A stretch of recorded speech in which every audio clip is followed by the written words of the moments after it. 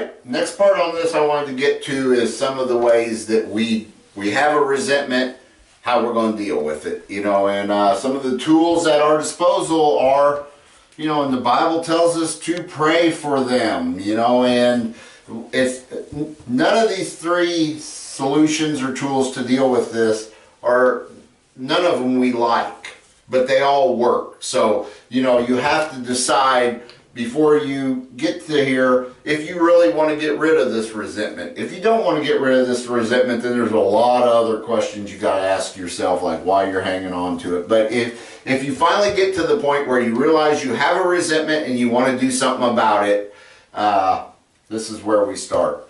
First, we pray for them. We pray for them to be blessed. We pray for them for God's will in their life. We pray for them to have everything we want for ourselves.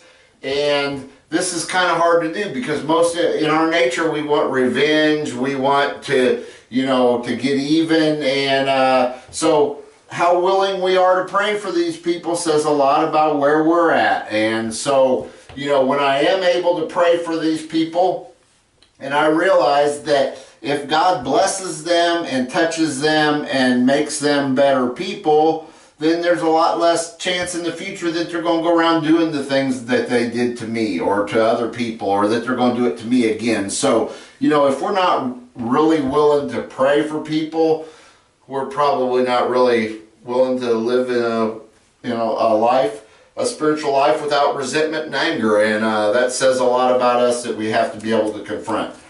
Write it out. This goes to one of our earlier series on inventory. To sit down and write this out and look at it objectively. And I always find that once I start writing, other elements come out in that maybe in my mind I wasn't running through and thinking about. A lot of times, the offense, when you start writing about it, really isn't as big as you have it built up in your mind. Maybe you can see where you had more of a role in it than you previously thought you did, and or maybe even you set up the situation to happen that way and they just responded to something we were doing. But if we're inventorying this, we're a lot more likely to see it objectively and see it from a wider perspective, and instead of just rolling around the same thing in our mind over and over again. Talk. On this one, sometimes I think it's important to talk to somebody else and see if they see it the same way. See if they have a different perspective that kind of changes the situation. And so you can talk to somebody else, but also, even more importantly than talking to somebody else, is talking about it to the person that you have the resentment with. Maybe, they didn't mean it. Maybe they were having a bad day. Maybe it would, there could be 1,000 reasons for it happening. But one of the reasons we don't want to talk to the person is because at that moment we either have to put ourselves in the position of being vulnerable again. I don't know how to spell vulnerable there. You can't read it anyway, so it don't matter. We have to be vulnerable to approach this person and say, hey, you did something and I kind of took it this way and I don't know if that's what you really meant or whatever. And, we're vulnerable with a person that we think has just hurt us, and that they're more likely to hurt us again, and we're showing weakness, and that sets us up to even be hurt again. But it also sets us up to maybe that ain't what they intended at all, so it's really important to talk to the other person. Sometimes we think that by talking to them, it can also be an escalation, that we have a problem with them, but talking to them about it, it may just blow up and become an even bigger problem.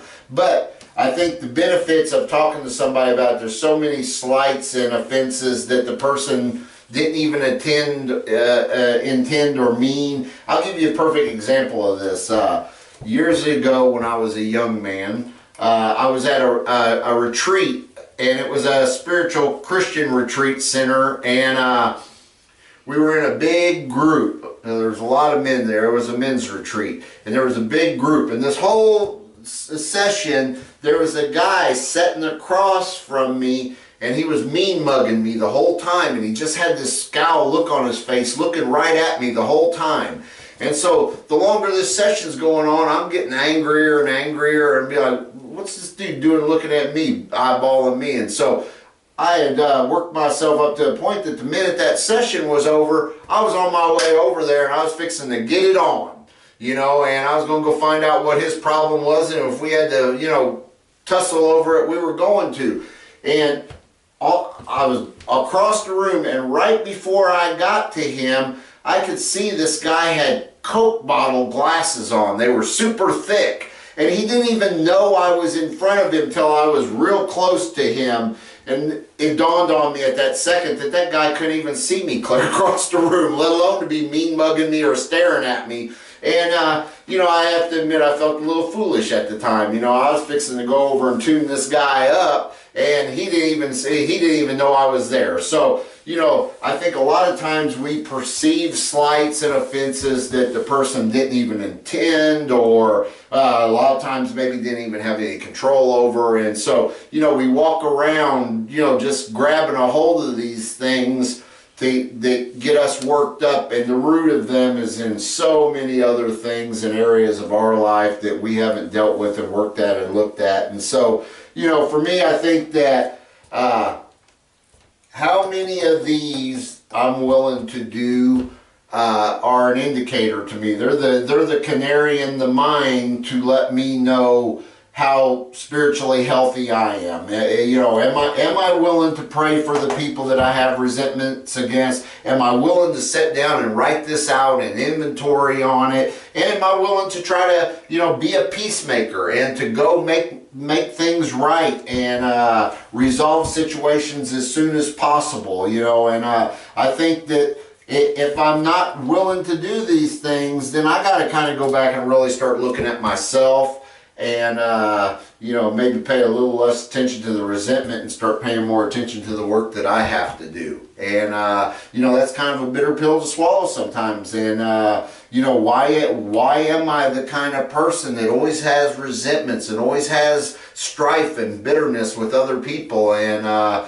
you know, so, you know, the more we do these things, the more truth's going to be revealed to us, either about the world or them or our walk with God and where we're at with that. And so, you know, I think this is really important stuff to do. And, you know, so if I'm not willing, then maybe I'm the one going around reaping what I'm sowing. You know, maybe I'm running around sowing bitterness, and people are responding to me, and I may have a really active role in this that I've been unwilling to look at. And boom, what a place to start. Thanks.